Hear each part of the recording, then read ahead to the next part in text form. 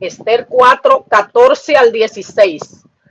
Porque si callas absolutamente en este tiempo, respiro y liberación vendrá de alguna otra parte para los judíos, mas tú y la casa de tu padre pereceréis. Y quién sabe si para esta hora has llegado al reino.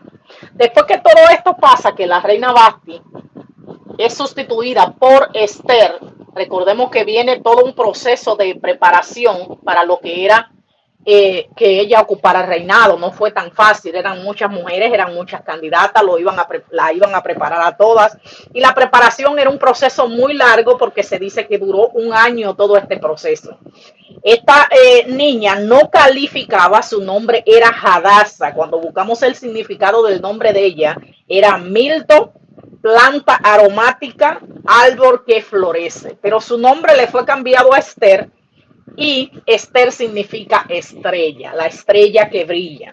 De Hadassah se conoce muy poco, pero sí sabemos que era huérfana, sus padres murieron, y que era hija del tío de Mardoqueo, por lo que él era su primo y la adoptó como su hija. Él la adoptó, la hizo como parte literal de su descendencia, su hija, y la instruyó.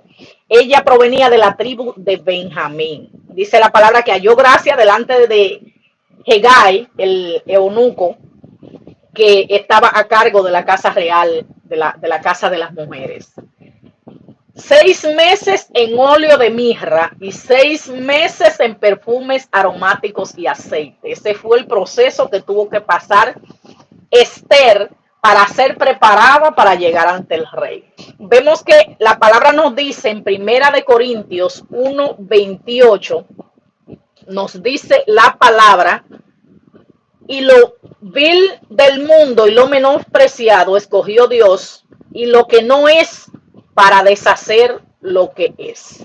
Vemos que Esther no calificaba, no tenía literalmente nada más que el apoyo del Dios Todopoderoso, y era huérfana, era de una descendencia que tampoco calificaba porque era judía, e incluso su primo Mardoqueo le dijo que no declarara de dónde ella venía, que no declarara su descendencia, que lo dejara en secreto.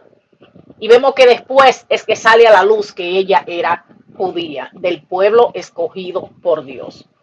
Esther estaba en un lugar estratégico en el plan de Dios, porque cuando vino el plan de Amán para exterminar completamente a los judíos, ahí es que entra el versículo que acabamos de leer cuando iniciamos, donde literalmente Mardoqueo le manda el mensaje a Esther y le dice que por eso que estaba pasando era que Dios había permitido que ella estuviera en esa posición. En ese momento, Esther se asusta, entra en pánico, era normal porque este primo Mardoqueo le estaba pidiendo que se presentara al rey cuando ella ya tenía 30 días que no había sido llamado. Y eso no se podía hacer, no se podían presentar ante el rey sin ser llamado, porque a menos que el rey extendiera el cetro hacia esa persona, si no lo iban a aniquilar ahí mismo. Entonces ella tenía que depender de la misericordia de Dios para ver si, porque su vida estaba en peligro, si ella se presentaba ante el rey sin ser llamada.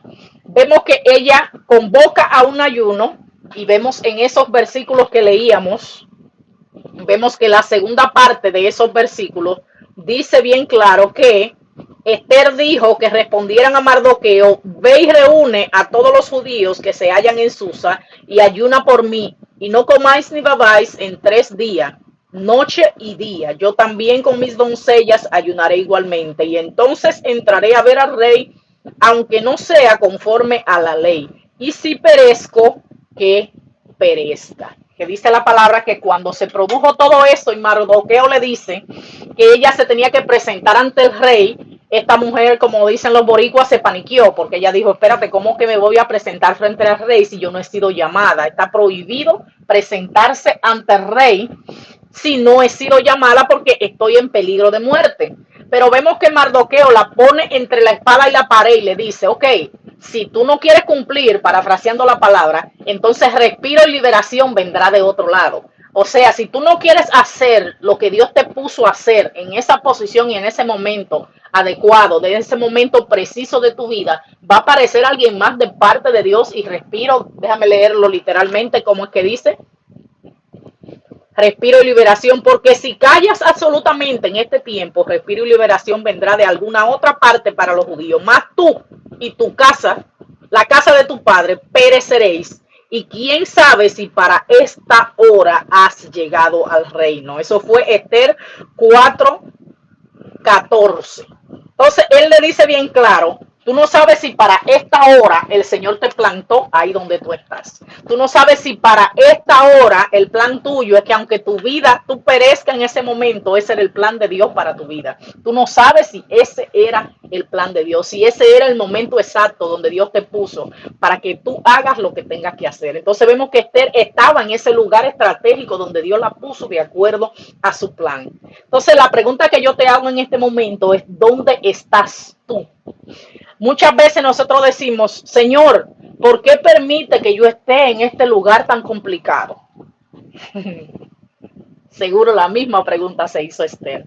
Señor, ¿por qué permitiste que yo naciera en esta familia donde toda esta gente le falta un tornillo? La única que está cuerda soy yo.